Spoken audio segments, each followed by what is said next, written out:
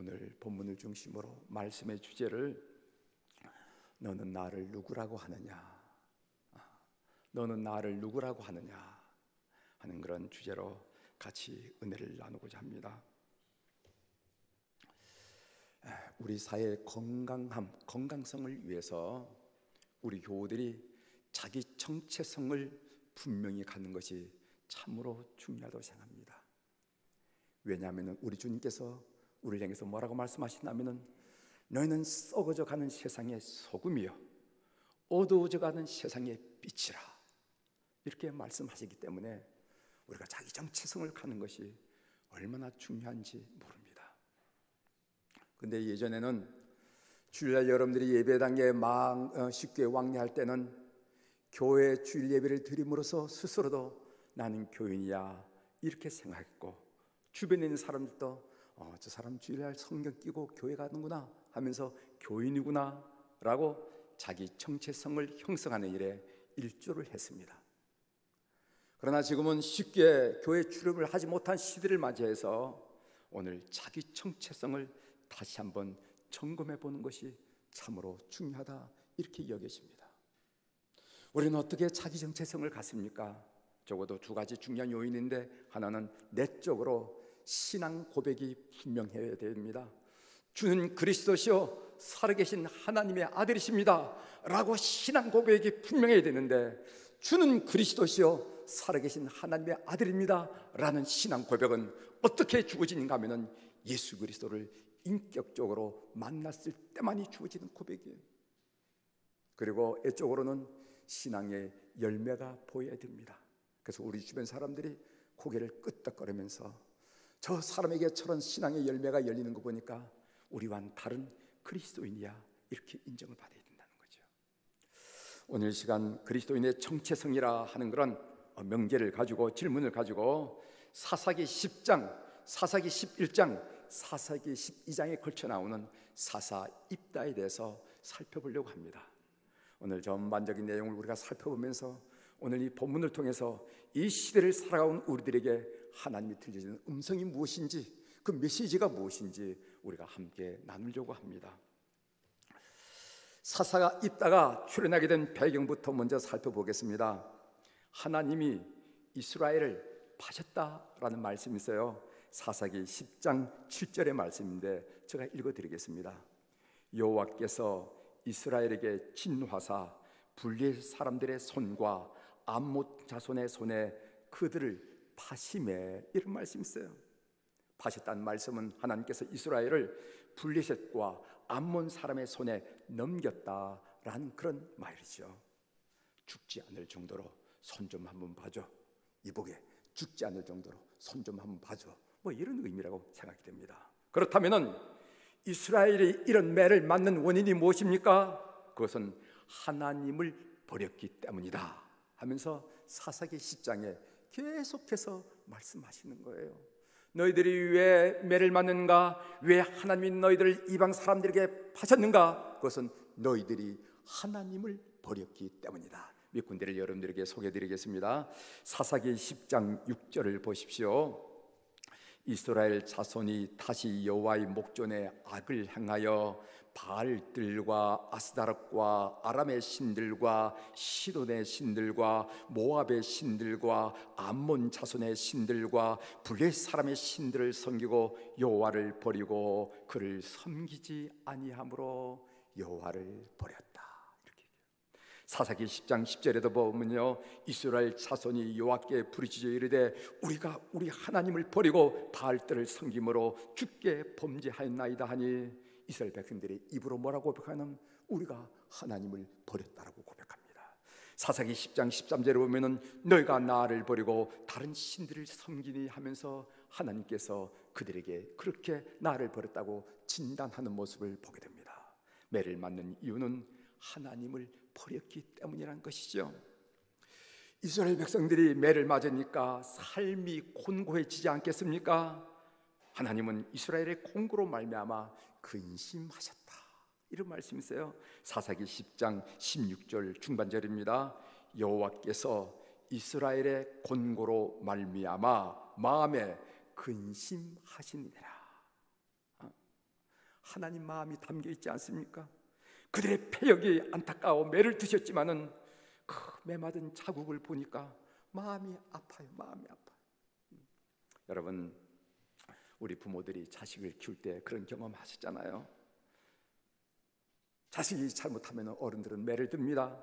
자식이 매를 맞고 울다가 잠들었을 때 매맞은 종아리 자국을 손으로 쓰다보면서 마음이 아팠던 기억 경험들 여러 교우들이 다 갖고 계시려셔야 합니다. 하나님이 이스라엘의 곤고로 말미암아 근심하셨답니다. 이런 배경으로 하나님은 입다를 사사로 세우셔서 이스라엘의 부르짖음에 응답하신 내용이 오늘 11장, 12장에 걸쳐져 나오는 내용이 되겠습니다. 여러분, 입다 사사는 어떤 사람이었습니까? 입다의 신분은 참으로 미천했어요. 우리 사사기 11장 1절부터 3절에 있는 말씀, 우리 권사님께서 읽으셨지만 우리 한번 읽어서 확인해 보도록 하겠습니다. 다 같이 읽어보겠습니다. 길르앗 사람 입다는 시작. 길르앗 사람 입다는 큰 용사였으니 기생이 길르앗에게서 낳은 아들이었고 길르앗의 아내도 그의 아들들을 낳았더라. 그 아내의 아들들이 자라매 입다를 쫓아내며 그에게 이르되 너는 다른 여인의 자식이니 우리 아버지의 집에서 기업을 잊지 못하리라 한지라. 이에 입다가 그의 형제들을 떠나서 돕당에 거주하며 잡류가 그에게로 모여 와서 그와 함께 출입하였더라. 이렇게 말씀하셨어요. 입다의 어머니는 기생이었습니다. 서자의 신분으로 인한 사회적 차별을 몸소리치도록 경험했던 사람이 바로 입다란 사람이었습니다. 입다는 적자 형제들의 따돌림, 왕따, 차별 때문에 고향에서 살지 못하고 고향에서 25km, 한 60리가 떨어진 돕당에 살았는데, 이 돕당이라는 곳은 사람이 살지 못하는 산악지대라 이렇게 알려졌습니다. 여기에 잡류가 그에게 모였다라고 했는데, 이 잡류라는 것은 아무것도 가지지 않은 사람들, 박탈당한 사람들이라는 뜻이 있어요. 잡놈들, 아유 저 잡놈들, 이런 대상이 아니라는 거지요. 세상 말로 표현한다면 입다는 참으로 억세게 드신 팔자를 타고난 사람입니다. 우리가 볼 때 사람들, 참 팔자가 좀 드시구나, 어떻게 저렇게 팔자가 드시지, 이런 이야기를 혀를 끌끌 차면서 우리가 주고받지 않습니까? 그런 것처럼 세상 말로 표현한다면 입다는 사람은 억세게 드신 팔자를 타고난 사람입니다. 이 사실이 우리에게 위로를 줍니다. 왜냐하면 우리에게도 입다처럼 반듯하지 않은 부분들이 있을 수 있기 때문입니다. 어떤 이는 출생의 비밀이 있는 사람이 있어요. 어떤 이는 자라는 과정이 어려운 사람이 있습니다. 어떤 이는 어른 되어서도 여전히 다른 사람에게 감추고 싶은 그런 삶의 이야기가 있는 사람이 있다는 거예요. 어떤 이는 성격의 결함이 깊고, 어떤 이는 육체의 결함이 현저하고, 어떤 이는 가족관계의 결함이 있는 분이 있습니다. 어떤 이는 가방끈이 짧고, 어떤 이는 배경이 신통치 못하고, 어떤 이는 경제적으로 약한 사람들이 있더라는 것입니다. 이런 사람들이 있기 때문에 이 입다 이야기는 우리에게 특별한 관심을 불러일으키는 이야기예요. 이럴 경우에 사람들의 반응은 다음 세 가지 부정적인 형태로 나타나는 경우가 대부분입니다. 첫 번째로는요, 좌절의 형태로 나타납니다. 술을 마시고 비관하고 자포자기하는 형태. 두 번째로는 위선의 형태로 나타납니다. 숨기고 안 그런 척하고 자신을 자꾸만 가리, 그래서 이중인격자가 됩니다. 세 번째는 반항의 형태로 나타납니다. 원망하고 반사회적이 되고 폭력적이고 세상을 조구하고 파괴하는 그런 형태가 나타나는 것을 우리가 보게 된다는 것이죠. 다 건강하지 못한 반응입니다. 그러나 입다는 부정적인 자기의 삶에 처지지만은 자기가 부정적으로 반응하지 않았어요. 그래서 그렇게 긍정적으로 반응하는 입다를 오늘 성경은 뭐라고 말하는? 큰 용사다. 저 사람은 큰 사람이다. 서자의 출신에도 불구하고 연연하지 않고 자기의 삶을 갖고 나갔던 큰 사람이라고, 큰 용사라고 성경이 말하는 것을 우리가 보게 됩니다.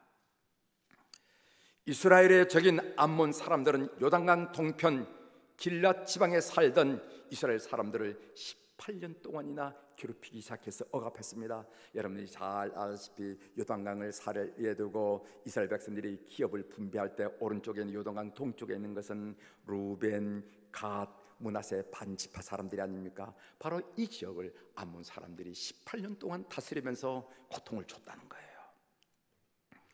이제 그들은 요단강 동편뿐만 아니라 요단강 서편까지 진출해서 거기에 있는 유다, 그리고 유다 중간에 있는 베냐민 지파, 그리고 유다 위엔 에브라임 지파 이르기까지 노력을 했기 때문에 이스라엘의 곤고함은 극심해지기 시작했습니다. 그래서 길앗에 사는 갓 지파 사람들이 모여서 회의를 했는데 그 회의 내용이 사사기 10장 18절에 나오죠. 제가 읽어드리겠습니다. 길앗 백성과 방백들이 서로 이르되 누가 먼저 나가서 암몬 자손과 싸움을 시작하랴 그가 길앗 모든 주민의 머리가 되리라 하니라. 18년 동안 어려움을 당하니까 이거 이래서는 안 되겠다, 뭔가 결정을 내리게 되겠다, 뭔가 결단을 해야 되겠다. 그래서 이스라엘의 머리로 우두머리로 이따 사사가 선출된 것입니다. 이따는 암몬 왕에게 먼저 사자를 보내서 너희들이 우리를 괴롭히고 우리를 쳐들어온 전쟁의 명분이 뭔가 물어봤어요. 암몬 왕은 대답하기를 아론 강에서부터 야복강 그리고 요단강에 이르는 자기의 땅을 이스라엘 사람들이 점령하였으니까 그 땅을 도로 내놓으라, 그게 순리가 아니겠는가, 이렇게 대답했습니다. 이따가 반박합니다. 뭐라고 반박했냐면은 현재 루벤 지파 사람들과 갓 지파 사람들이 살고 있는 길앗 산지의 남쪽 지역은 당시 너희들 암몬 땅의 사람이 아니라 그것은 아모리 땅이다, 아모리 사람들의 땅이다. 그리고 그 지역에서 이미 300년 동안 루벤 지파 사람들이 갓 지파 사람들이 살았는데 왜 갑자기 그 땅의 소유권을 주장하느냐, 이렇게 묻습니다. 그 이야기가 사사기 11장 21절 22절에 나옵니다. 제가 읽어드리겠어요. 이스라엘의 하나님 여호와께서 시혼과 그의 모든 백성을 이스라엘의 손에 넘겨주심에 이스라엘이 그들을 쳐서 그 땅 주민 아모리 족속의 온 땅을 점령하되 아르논에서부터 야복까지와 광야에서부터 요단까지 아모리 족속의 온 지역을 점령하였느니라. 봐라, 이건 너희 땅이 아니야, 암몬 땅이 아니야, 암몬 땅이야, 아모리 땅이야. 아모리 땅이가 우리 점령했을 뿐이야. 너가 지금 얘기하는 것은 그것은 역사적 사실을 모르는 것이고 논리적으로 어폐가 있어 라고 이야기합니다. 이스라엘과 암몬 전쟁이 시작되었고 입다가 이끄는 이스라엘이 승리를 했습니다. 성경은 입다가 이끄는 이스라엘의 승리를 사사기 11장 32절 33절 딱 두 절로 짧게 얘기해요. 이스라엘 승리했다는 얘기를 딱 두 절로 짧게 서술하고 있습니다. 장황하게 서술하지 않는 이유는 이스라엘의 전쟁 승리는 당연하다라는 의미겠지요. 여러분, 하나님이 지는 전쟁 여러분 보셨어요? 하나님이 지는 전쟁 보셨습니까? 이건 당연하다. 그래서 전쟁이 일어나기 전의 배경 그리고 전쟁이 끝난 얘기는 장황하게 서술됐지만 사사기 10장, 11장, 12장 서술됐지만 전쟁에서 이긴 딱 두 줄로 취급했어요. 왜냐하면 하나님이 개입하는 전쟁, 하나님이 간섭하는 전쟁, 하나님이 역사하는 전쟁, 하나님의 전쟁은 당연히 승리한 게 아니겠는가, 이렇게 우리들에게 그런 의미로 말씀하고 계십니다. 여러분 믿으시길 바랍니다. 하나님이 함께하는 전쟁, 하나님이 간섭하는 전쟁, 하나님이 관심 준 일에 승리가 있다는 것을 꼭 믿는 우리 교우들이 되길 주의 이름으로 축원합니다. 전쟁이 끝나자 이스라엘의 에브라임 지파 사람들이 입다를 찾아왔어요. 그러니까 승전한 장군 앞에 찾아왔습니다. 전쟁을 하는데 왜 자기들을 부르지 않았느냐고 따지러 온 거예요. 입다는 암몬 자손과 전쟁할 때 에브라임 지파에게 도움을 요청하지 않았는가? 그런데 너희들이 도와주지 않아가서 내가 목숨을 내놓고 싸우지 않았느냐, 이렇게 이야기를 합니다. 부를 때는 오지 않다가 이제 와서 따진 이유가 무엇이냐고 강력하게 비난하죠. 이 이야기가 사사기 12장 2절부터 3절까지 나오는데 우리 한번 읽어보도록 하겠습니다. 사사기 12장 2절부터 3절입니다. 입다가 시작. 입다가 그들에게 이르되 나와 내 백성이 암몬 자손과 크게 싸울 때에 내가 너희를 부르되 너희가 너를 그들의 손에서 구원하지 아니한 거로 나는 너희가 도와주지 아니한 것을 보고 내 목숨을 돌보지 아니하고 건너가서 암몬 자손을 쳤더니 여호와께서 그들을 내 손에서 넘겨주셨거늘 너희가 어찌하여 오늘 내게 올라와서 나와 더불어 싸우고자 하느냐 하니라. 이 상황을 추측해 보면요, 굳이 추측해 보면은 에브라임 지파는 전쟁을 가만히 보니까 이따가 이길 가능성이 없거든요. 그래서 참전하지 않았다가 이기고 나니까 전리품 생각이 났다는 거예요. 그래서 전리품 욕심이 나가지고 다른 변명을 걸면서 지금 입다에게 오는 것이구나, 이렇게 추측을 할 수가 있을 거예요. 이렇게 한바탕 언쟁을 한 다음에 사사기에는 처음으로 동족 간의 살상이 일어나는 것입니다. 입다와 길앗 지파 사람들이 에브라임 지파 사람들을 무찔렀습니다. 그리고 도망가는 에브라임 지파 잔당들을 찾기 위해서 요단강 나루터를 점령했어요. 교두보를 확보해 놓고 요단강 나루터를 장하고 지나간 사람들 중에서 에브라임 사람들을 삭출했습니다. 그 요단강을 건너서 이스라엘 사람들이 왔다 갔다 할 거 아니겠어요? 그런데 에브라임 사람들을 어떻게 삭출했는가 하면은, 에브라임 사람들은 신이란 발음을 못하기 때문에 신이란 발음을 시켜봐서 신이라고 발음 못하고 신 이렇게 말하면은요, 그것을 이용해서 에브라임 사람을 삭출해서 죽였다고 얘기하고 있어요. 여러분, 바람풍 해봐, 바람풍, 바람풍 해보라고, 바람풍. 그래 죽였다는 거예요. 이렇게 해서 죽인 사람이 얼마나 하면은 42,000명이나 죽였다는 거예요. 거의 에브라임 지파를 괴멸시키다시피 했어요. 이스라엘 지파가 동족인 다른 이스라엘 지파를 그렇게 죽였던 것입니다. 암몬과의 전쟁에서 적을 얼마나 죽였는지 성경에 자세히 정확하게 나오지 않아서 모르지만은 어쩌면 동족을 더 많이 죽였을지도 몰라요. 제가 지난주 본문을 읽고 묵상하면서 마음이 아려져오는 것을 느꼈습니다. 이 동족 얘기가 나오니까 우리 6.25 전쟁이 있었잖아요. 왜 마음이 아려져올까? 그것은 이스라엘이 언약 공동체의 일원인 동족을, 이거 고상하게 말하니까 언약 공동체의 동족이라 말하지만 조금 솔직하게 말하면 자기 형제를 죽여.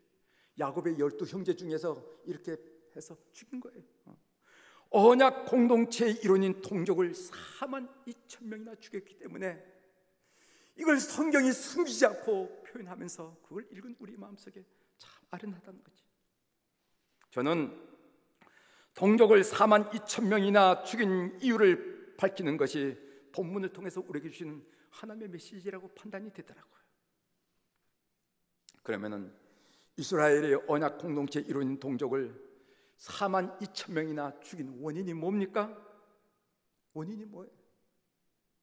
그것은 여호와 하나님에 대한 믿음을 상실하고 이스라엘 공동체의 자기 정체성을 상실했기 때문이었어요.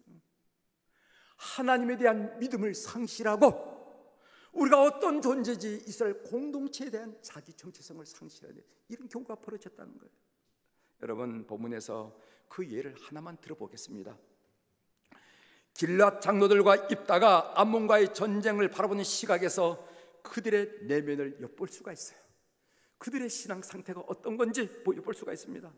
길앗 장로들은 입다가 큰 용사이기 때문에 이스라엘의 승리를 위해서 그들의 선봉장으로 뽑으려고 했습니다.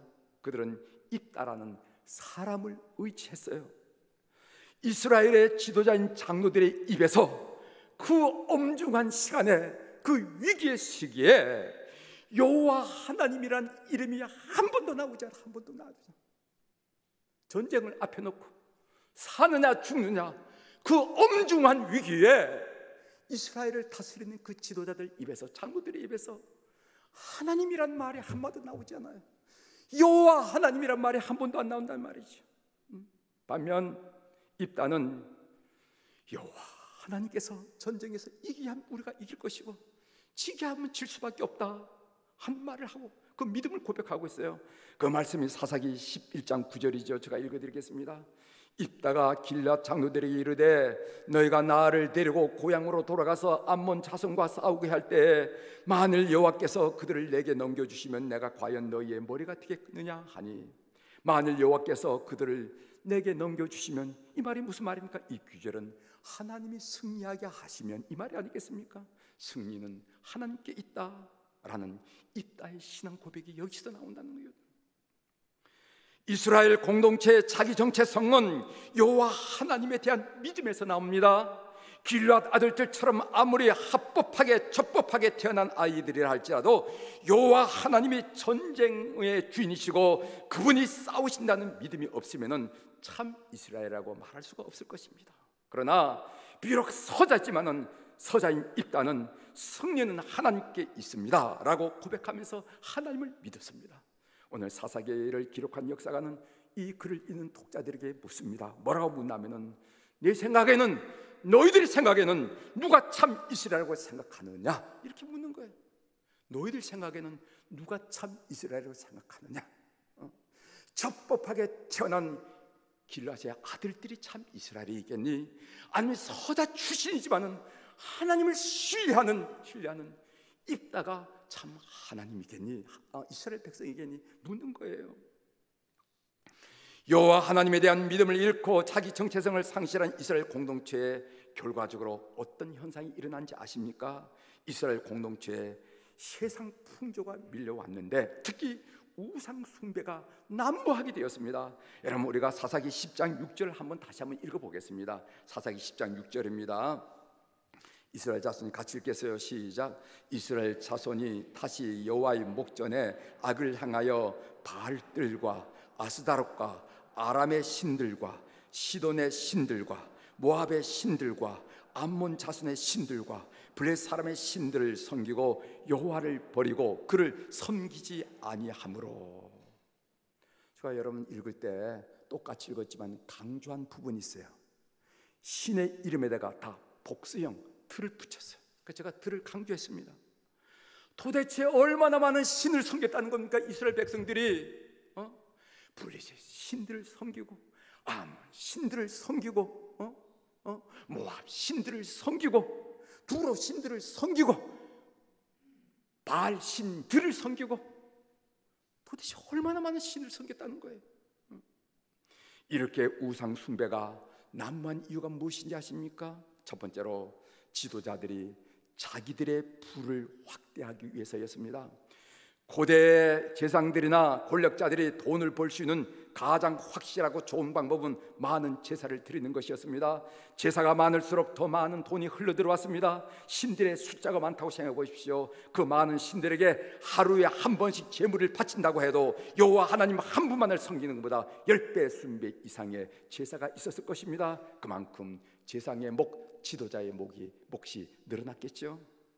그러다 보니까 이스라엘 공동체를 이끄는 지도자들이 여호와 하나님의 언약 백성이란 자기 정체성을 상실하고 그것보다도 오히려 신들을 이용하여 경제적인 이득을 취하는 이교도처럼 전락되고 말았다는 겁니다. 여러분 이해되시죠? 하나님 골치 아프게 무슨 하나님이야? 제사 많이 들어가지고 우리 백성은 죽든 말든 우리가 부자가 되면 되지, 이 얘기예요. 또 다른 이유 한 가지를 더 들라고 하면요, 국제 외교를 통한 국가 안보를 확보하기 위해서입니다. 상대 나라와 돈독한 관계를 유지하기 위해서 그 당시 일반적으로 취한 방법은 뭐냐면 상대 나라의 신들을 자기의 성전이나 제사 드리는 곳에 모셔와서 공개적으로 함께 예배를 드려주는 것이었습니다. 이스라엘이 자신들의 안전을 하나님께 의탁해야 되는데 하나님이 살면 살고 하나님이 죽으면 죽습니다. 하나님께 의탁해야 되는데 그들은 국제 애교에다가 차지하는 순간 이방 신들을 섬기는 우상 숭배를 금지할 방법이 없었어요. 여호와 하나님에 대한 믿음을 잃고 자기 정체성을 상실한 이스라엘 공동체는 결과적으로 주변 나라와 같이 우상 숭배 사회가 되어버리고 말았습니다. 제가 묵상한 내용을 거꾸로 한번 말씀드리겠어요. 정리하는 의미로. 이스라엘 공동체의 우상 숭배가 난무하게 되었습니다. 그 이유는 뭐냐면 여호와 하나님에 대한 믿음을 상실하고, 그리고 언약 공동체, 하나님과 언약을 맺었다는 언약 공동체는 자기 정체성을 상실하게 되었기 때문입니다. 근데 그것으로 끝나는 게 아니에요. 그 결과가 어떻게 나면 자기 동족을 42,000명이나 죽였고, 이스라엘 공동체는 급격히 와해되어 가더라는 거예요. 우리 현실에서 많이 생각해 봐야 할 교훈입니다. 우리 안보 현실, 사랑하는 성도 여러분, 우리 안보 현실, 우리 정치 현실, 사랑하는 성도 여러분, 종교 현실 참 많이 생각해 봐야 돼요. 제가 이걸 가지고 만일 여러분들에게 설교를 한다 그러면 한 일주일 설교할 수 있을 것 같아요. 설교할 수. 묵상하면 할수록. 이제 말씀을 마치겠습니다. 마태복음 16장에 보면 예수님께서 가이사라 빌보 지방에서 제자들에게 묻습니다. 너희는 나를 누구라고 하느냐? 그리스도인의 정체성을 물으신 것이죠. 하나님은 코로나19 바이러스 시대를 살아가고 있는 우리에게 오늘 본문을 통해서 또다시 묻고 계십니다. 너희는 나를 도대체 누구라고 하느냐? 너희는 나를 도대체 누구라고 하느냐? 기도하시겠습니다.